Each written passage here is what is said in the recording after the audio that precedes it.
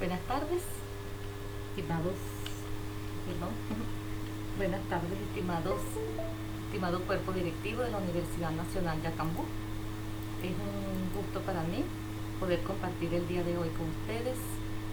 También un saludo muy grato al comité organizador por este excelente trabajo, a los participantes en general y a los doctores y magísteres que están en este momento presentando sus ponencias y sus conferencias. El tema que voy a presentar hoy se titula consideraciones filosóficas y epistemológicas acerca del conocimiento. Inicialmente trazaré una ruta comprensiva acerca de la interrogante que me lleve a responder cuál es la significatividad relacional de la filosofía y la epistemología en la investigación, en atención al sentido que puede atribuirle el investigador en este proceso. Sobre esta singularidad racional, sensible, que deviene de su existencialidad, podemos formular preguntas acerca de nuestro mundo, a partir del deseo generado por nuestro estar en él, en este mundo, con otros. En general, con esto configura un anhelo por develar cómo se despliega ese mundo en conjunción con lo que sobre ello, como investigadores, pensamos. Desde aquellas parcelas de la realidad denotamos nuestro hacer. Es el ámbito donde al investigador le interesa problematizar esa realidad para develar los procesos constitutivos que la acompañan, a fin de explicarla, comprenderla o transformarla. Esto deviene del interés que motive al investigador, porque actualmente estamos en una comprensión de la investigación que la trata como un proceso en el cual el sujeto tiene conciencia, su conciencia ética y sobre todo participa de los procesos indagativos y también participan, por supuesto, como dice Jürgen Habermas, sus intereses. ¿Y cuáles serían estos intereses? Los intereses, según Habermas, que movilizan al investigador pudieran ser el interés práctico, que sería el interés direccionado desde la fenomenología hermenéutica, el interés técnico, instrumental desde el positivismo y el interés emancipatorio desde la teoría crítica, desde el paradigma sociocrítico. Es un paradigma orientado hacia el cambio y la transformación. Luego, esos intereses acompañan al investigador y su proceso depende de qué lo motiva, a fin de direccionarse por un determinado enfoque de investigación. Se trata de un encontrarse con la ciencia desde una necesidad legitimadora de la verdad. Allí entra en juego el entendimiento epistemológico, pero al pensarla requiere formularse las preguntas adecuadas a su momento histórico y a su realidad, porque si lo hace desde corpus teóricos exclusivamente y no desde su historicidad, como recomendaría Heidegger, el sentido que desarrolle podría encontrarse en un ámbito de significaciones ajenas a su cometido, por lo que al interrogar la realidad, su conciencia histórica debe acompañarlo, así como ese sentido vivenciado en ella. Luego, en el desarrollo indagativo ocurre un encuentro entre el sentido problematizador de la realidad que desarrolla el sujeto investigador y las inquietudes que se le presentan al pensarla. Cuando hace el ejercicio kantiano, este debe comportarse como un sujeto activo al pensar esas realidades y ese proceso. Por lo tanto, la existencialidad del sujeto investigador transcurre en atención a la búsqueda de la verdad, la cual construye, porque es referencial, constituye una intención humana que conlleva un sentido ético discursivo. Es la fidelidad ética que permea el trabajo de investigación. Luego el filósofo está sujeto a buscar la verdad, como habíamos dicho, desde un inquietarse reflexivo y creativo, no como una empresa dogmática o acabada, sino una búsqueda que nace de la libertad y la expresión del pensar, porque en los procesos investigativos la filosofía y la ciencia comparten el ámbito del pensar, como expresa Hessing. Ambas descansan en la facultad del pensamiento, solo que se distinguen por su objeto. La primera refiere a la totalidad y la segunda atiende parcelas de la realidad. En el ámbito de la filosofía, entre las disciplinas filosóficas fundamentales se destaca la epistemología, que nos trae a este tema. Ella estudia tradicionalmente aspectos acerca de la verdad del conocimiento y su referencia crítica de nuestro pensamiento con el objeto o fenómeno de estudio. Estas consideraciones remiten a reflexionar desde posturas, sobre todo emergentes, sobre el entramado epistemológico acerca del conocimiento.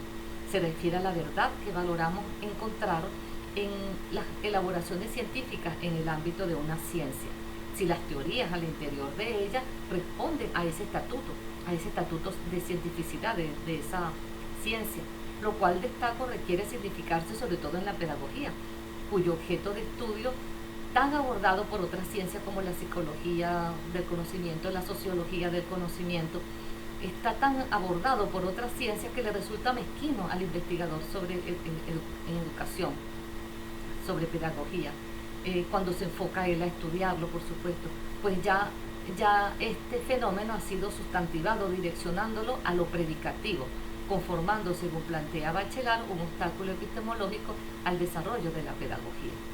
Luego, como investigadores nos moviliza un afán disquisitivo, sobre todo investigativo, que permite acercarnos a nuevos referentes sobre la manera de construir conocimiento, su significación científica y social, desde un sentido ético, de responsabilidad social, porque la asepsia investigativa ya no existe. El investigador conoce con toda su carga valorativa, sentimientos, creencias, emociones, pasión.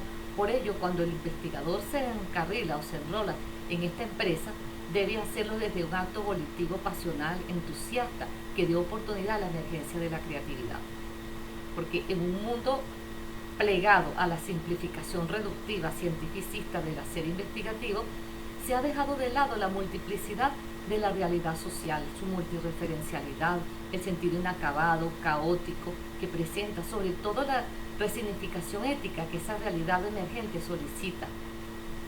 En momentos como los que estamos viviendo, desafiantes y disruptivos, que pregonan otras miradas sobre las cosmovisiones hegemónicas y la manera como valoramos ese andar mundano de dimensiones pandémicas y sobre todo de disociación social, para acceder a esta realidad en toda su multidimensionalidad. En términos de estos direccionamientos contemporáneos, al referirse a la epistemología y las consecuentes interrogantes relativas a qué es el conocimiento, cómo el sujeto conoce y cuál es la naturaleza del conocimiento, entre otras, necesariamente se debe aludir un paso previo que deviene del ámbito de la filosofía, en el entendido que desde ella el sujeto se ocupa de cuestionar, pensar, desentrañar lo oculto. Por lo tanto, la razón epistemológica en toda construcción científica se genera desde una concepción de naturaleza filosófica, tal como la noción ontológica. Es decir, no se puede concebir el conocer en un mundo donde aún no se ha proclamado una postura acerca de la significación formulada sobre la naturaleza de la realidad, el ser, ni se ha enunciado u objetivado las inquietudes que la razón filosófica plantea al individuo en un direccionamiento cuestionador de la realidad. Estas dos nociones filosóficas, ontológica y epistemológica, configuran el génesis del ámbito constructivo del conocimiento, de acuerdo a un proceder metodológico encadenado con estas dos dimensiones, porque la metodología, según nos relata Ugas, es como la bisagra que une el método con la epistemología.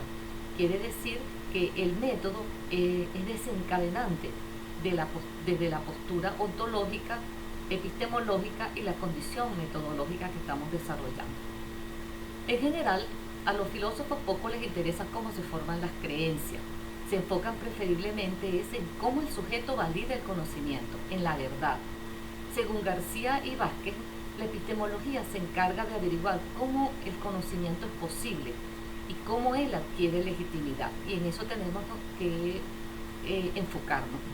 En una época, sobre todo en una época que casi destrona la epistemología, haciendo prevalecer la ciencia como razón y validación de todo conocimiento y verdad, se generó una especie de enajenación del sujeto de sí y del otro, una separación, un distanciamiento, pudiéramos decir una materialización concurrente de miradas aisladas del sentir colectivo y del verdadero lugar existencial humano.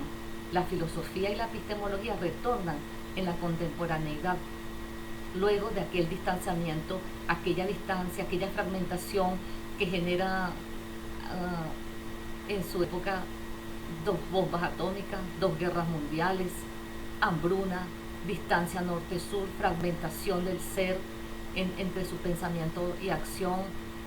En general, la epistemología retorna en esta contemporaneidad con un sentido social de significaciones humanas, existenciales y de la verdad legitimada precisamente en la propia existencialidad con los otros, según Martin Heidegger. En este estar ahí, configurando una razón del mundo, en el Dasein, en el estar con otros, generando sentidos compartidos acerca del ser y su mundo cotidiano. Y ya este es un vuelco completo a la filosofía y la epistemología que direccionará las investigaciones en las ciencias sociales y humanas. Luego, las nociones ontológicas y epistemológicas conllevan una significatividad esencial en el acto constitutivo del conocimiento, en el entendido que cuando el investigador se aproxima al objeto, fenómeno de estudio, lo hace desde una inquietud por conocerlo, a fin de explicarlo, comprenderlo o transformarlo, dependiendo del interés constitutivo de su conocimiento. Este acercamiento conlleva detenerse a pensar en fundar una cosmovisión y objetivarla. Es decir, el investigador Nobel generalmente no ha desarrollado esta cosmovisión, pero tiene que desarrollarla y objetivarla, tiene que verla, tiene que saber cuál es su cosmovisión, porque al iniciar una indagación se requiere hacer el ejercicio de conocerse y conocer el mundo para pensarlo y repensarlo desde otras modalidades, quizás menos acostumbradas, menos tradicionales, porque no se conoce desde una esfera ingenua. Esto convoca estar preparado desde la comprensión de la naturaleza de la realidad de estudiar y lo por conocer y las posturas paradigmáticas, conocer incluso nuestro estilo de pensamiento. Luego, al investigar, es menester preguntarse por esa ciencia donde pretendemos insertar nuestras producciones, su naturaleza, es decir, si estamos en el campo de las ciencias sociales o de las ciencias naturales, porque el propio acercamiento epistémico a esta ciencia depende de su naturaleza y de la integridad del pensamiento con el que se dialogue con ella. Esta distinción connota flexibilidad, sentido dialógico, relacional, para ser parte de cada elección paradigmática desde posturas que ameritan compartir ciertas visiones de la realidad, del hombre, de la historia, entre otras, a partir de un ámbito netamente humano. Cuando digo netamente humano, no me estoy refiriendo a que existan otros ámbitos como el del reino animal, sino que la cosificación que se hace del ser humano desde el paradigma positivista no tiene cabida aquí. Cuando hablamos de netamente humano es porque la emocionalidad, los sentimientos, todo ello, las costumbres, las creencias, forman parte de las elaboraciones que desarrolla el sujeto. Con ello se comienza a realizar entonces elecciones posturales, sobre todo en el acto constitutivo del conocimiento. Pero no se puede declarar la adscripción a un enfoque, bien sea cuantitativo o cualitativo, solo con estos dos condicionantes. Es menester realizar una inmersión en las nociones ontológicas que lo direccionan y su devenir epistemológico, porque la epistemología, la postura epistemológica deviene de la postura ontológica. Entonces esto conlleva un orden. Primero declaro mi postura ontológica para devenir en la postura epistemológica, que quizás sea algo que el investigador no haya objetivado, considerando que el fenómeno de las ciencias sociales se puede mostrar a sí mismo, es una condición que estamos estudiando. Como indica Husserl, la fenomenología eidética de Husserl, epistemológica, y la fenomenología ontológica de Heidegger, las dos coinciden en plantear que el fenómeno se muestra a sí mismo, muestra su esencia.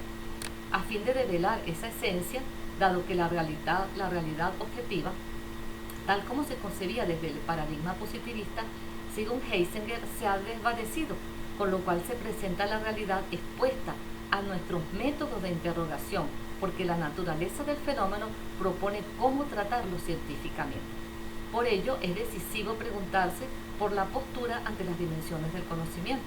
Inicialmente la esfera ontológica, que pregunta por la naturaleza de la realidad, del ser, la historia, es decir, cómo se conciben estos ámbitos de entendimiento en este devenir, cómo nosotros podemos pensarlo desde un particular estilo de pensamiento.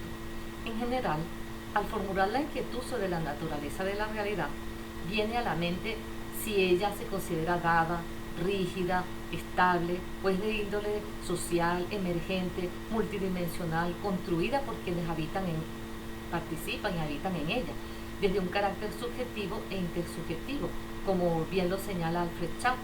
Se estima que la realidad social es sedimentación de la cultura, de las comprensiones humanas y de los significados acerca de ese mundo, de esas personas que habitan ese mundo, el grupo de personas que están allí creando significados, compartiendo simbolismos, historia, cultura, tradiciones, costumbres, y allí también cristalizan sueños. Sobre ello, Luhmann indica que el sentido de la realidad social es compartido. No se genera desde un ente aislado, sino que tiene ese carácter intersubjetivo que hace a las personas partícipes como constructoras de ella, de esa realidad social.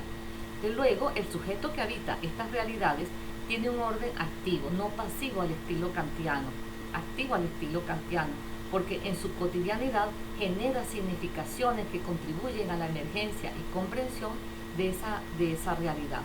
Ese ser convive con otros, no está aislado, comparte una historia y un ser ahí en el Dasein, como propone Martin Heidegger, es un ser en el mundo. Luego, desde esta postura de carácter subjetivo, se emerge con una adscripción en la dimensión epistemológica. Allí viene el encadenamiento, que participa en la significatividad y sentido de la relación sujeto-objeto, sujeto-conocente, lo por conocer, de cercanía, de mutua imbricación, construida en el mundo de la vida, de naturaleza relacional, dialógica, en el ámbito de las investigaciones cualitativas. En tal sentido, considero el conocimiento como un acto de síntesis. Es un encuentro entre dos entidades que se transforman en el proceso de conocer.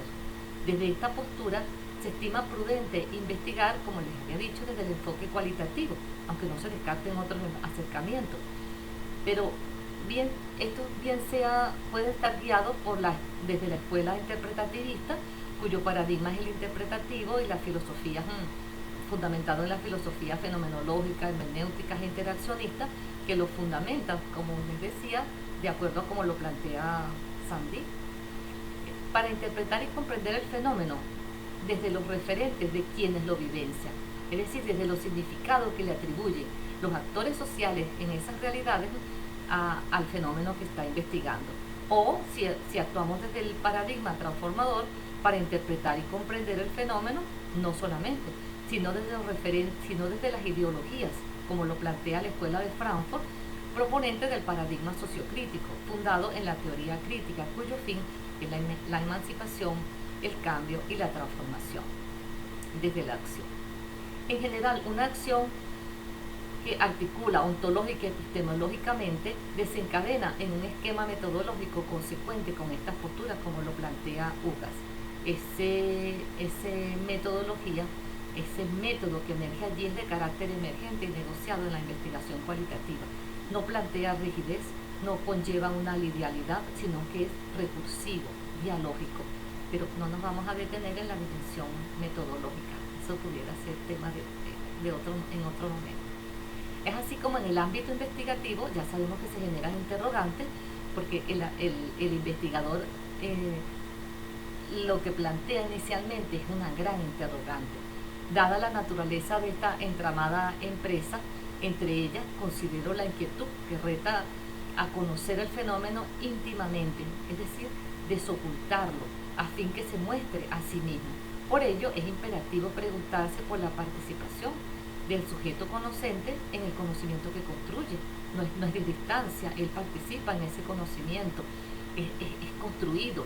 La cercanía de esta relación conlleva un proceso decisorio y volitivo sobre el pensar reflexivo acerca de las vivencias cotidianas que desarrolla en su esfera de acción, la cual está plena de significados compartidos para su comprensión o eventualmente transformación. depende del paradigma. Es de considerar que en ello la relación entre el sujeto que conoce y lo por conocer sea de implicación mutua. Cada uno deja de ser cada uno para conformar un todo desde la integralidad auspiciante, mediadora del ser, de ese ser que no está solo con sus pensamientos en una conciencia hilarante, cautiva y ególatra, como lo hace entrever Husserl, sino que es un ser que está ahí, es un ser heideggeriano, que convive con otros, comparte cultura, comparte historia, es un sujeto temporal.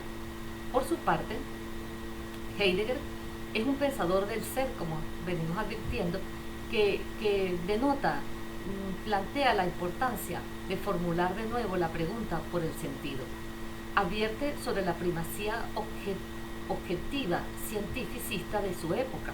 Así, este autor, cuando está citado por Stein, quien fue su gran discípula, expresa que toda ontología es en el fondo ciega y contraria a su finalidad más intrínseca y más propia, si no ha aclarado primero y con suficiencia el sentido del ser, y no ha comprendido esta aclaración como su tarea fundamental. Según Heidegger, se debe preguntar al ente a cuyo ser pertenece la interrogante por el sentido del ser. A este ente que se corresponde con nosotros mismos lo llamó Dasein, con lo cual la ontología fundamental debe buscarse en lo existencial de este y su temporalidad, en ese estar en el mundo con otro, lo cual no es una región determinada del ente, referida a la espacialidad, sino que se encuentra en la propia existencialidad del sujeto, del ser. A su vez, destaco la centralidad del sujeto en el conocimiento que construye, su importancia en cuanto a la relación que establece con los referentes históricos, contextuales y teóricos, su disposición volitiva y valorativa en un sentido dialéctico. Concuerdo con Hugo Semmelmann al considerar que en ello el lenguaje participa de manera fundamental. Su complejización puede conducir a la generación de categorías y relacionantes del sujeto con el conocimiento. Comprendo que cuando se introduce el sujeto en un espacio investigativo, este acoge el sentido que desarrolla acerca de su realidad, reconstruyéndola a fin de comprenderla, y la hace resignificarse según las concepciones que lo conforman. En este ámbito de sentido, se posibilita que el sujeto se reconozca y comprenda que puede desarrollarse en él, desde su intrínseca significación de lo real, y comprenda que puede desarrollarse no solamente en él, sino que puede a su vez habilitar un deseo constructivo e incluso transformarse y transformar su realidad, porque participa en su elaboración, valorando que mediante ello se puede vislumbrar la construcción en sí del conocimiento.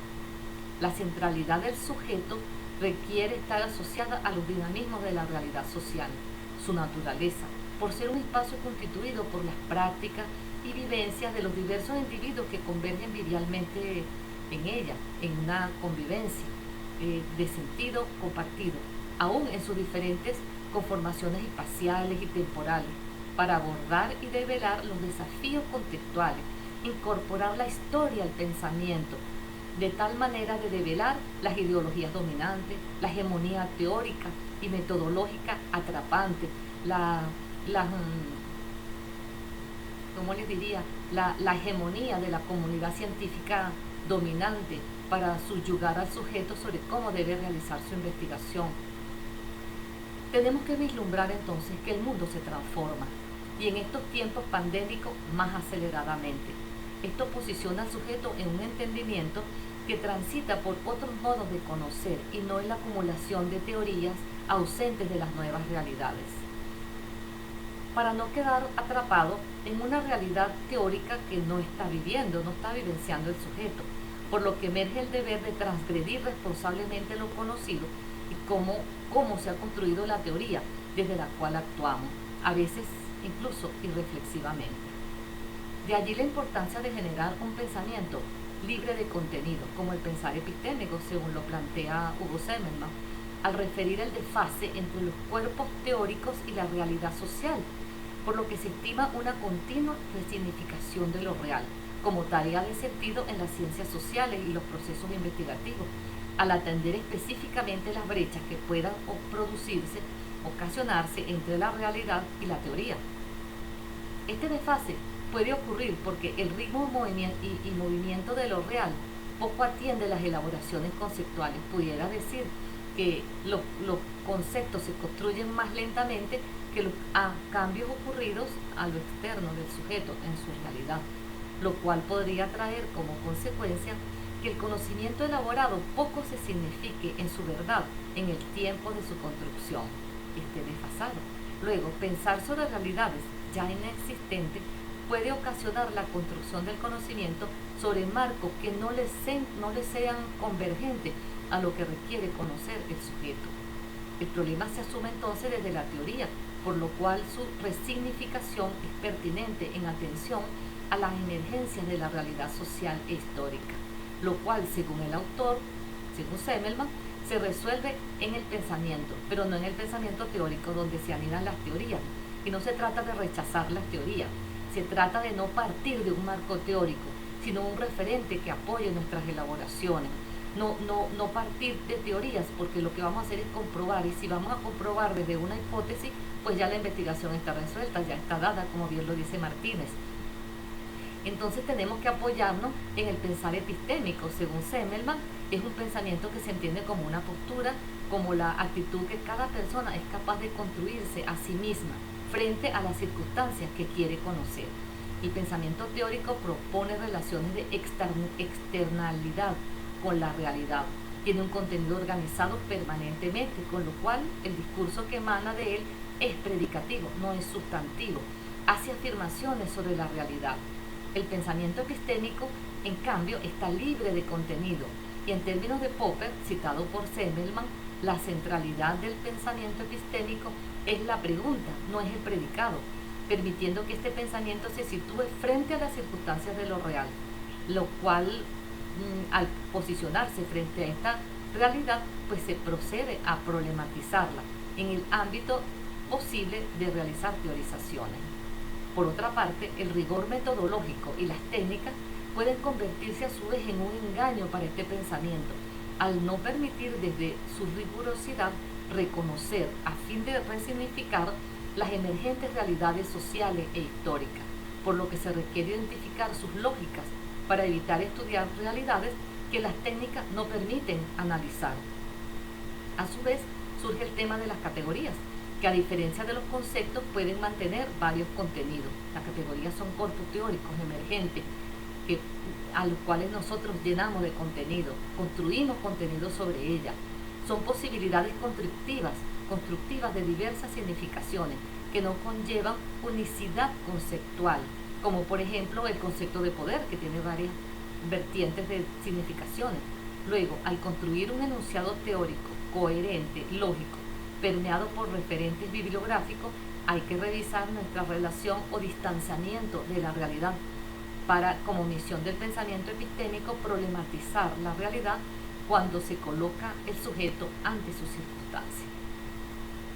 Pudiéramos reflexionar brevemente que en el proceso constitutivo del conocimiento, el sujeto se enfrenta a la incertidumbre de lo real, por lo cual requiere repensar otras lógicas generativas que aborden la integralidad de sí con la realidad, porque el devenir fragmentado, heredado de la modernidad, da cuenta de la separación, de la desunión de lo que debería estar unido, de lo que debería estar articulado, comportándose como un obstáculo a la elaboración del conocimiento, una invitación a su vez a la búsqueda de otras formas para abordar la configuración del conocimiento, a fin de comprender la realidad desde su íntima naturaleza y su carácter caótica, incierta y lo no acabado de su construcción.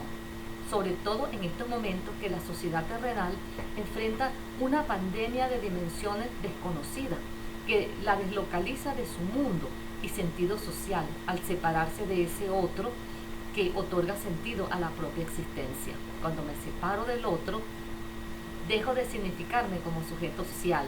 El ser entonces se enfrentará a otras formas emergentes de existencia, donde el encontrarse con su realidad será completamente diferente. Por ello, la necesidad de trascender hacia paradigmas integradores que consideren el sentido ético y estético de la vida, la ética de la convivencia solidaria y es estar con otros comprometidos en recrear y resignificar mundos posibles, mundos mejores desde el acontecer filosófico, científico y epistémico.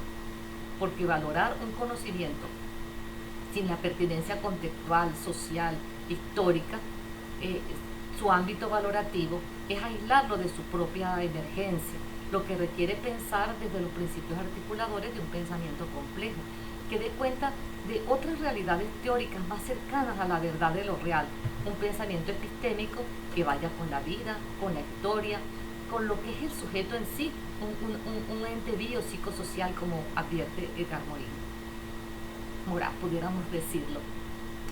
La invitación a los desarrollos epistemológicos en la investigación se refiere no solamente al problema de la verdad, sino a cómo nosotros podemos enfrentarnos a ese conocimiento desde una actitud crítica que nos posicione ante él, en congruencia con él, en dialogicidad con él.